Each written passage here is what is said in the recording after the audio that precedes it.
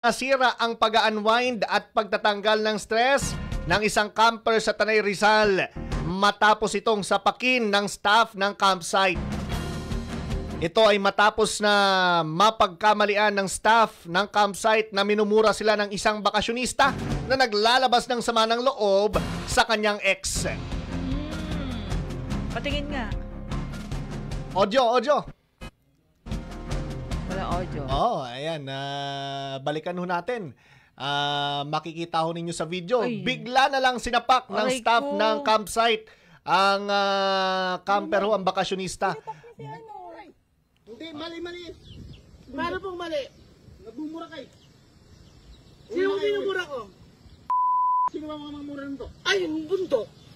Ay, kuya, ba't nananakit kayo? Babae yun ah. Ayan ho. Sinapak ha. Bumura dito, tanggalin mo yan. Sinipak Aba? niyo si ano?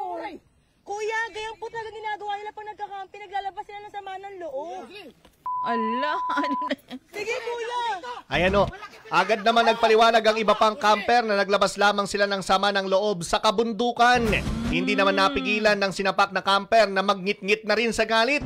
Dito na ito gumantin sa nanapak na staff at tinutuon na ang kanyang pagmumura. Paliwanag naman ng camper na si Don Salmo. Hindi nito minumura ang staff o ang sino man sa campsite. Naglalabas lang umano siya ng kanyang hinanakit sa kanyang ex. Nakulong naman ang staff matapos na isumbong ng camper sa barangay at sa pulisya.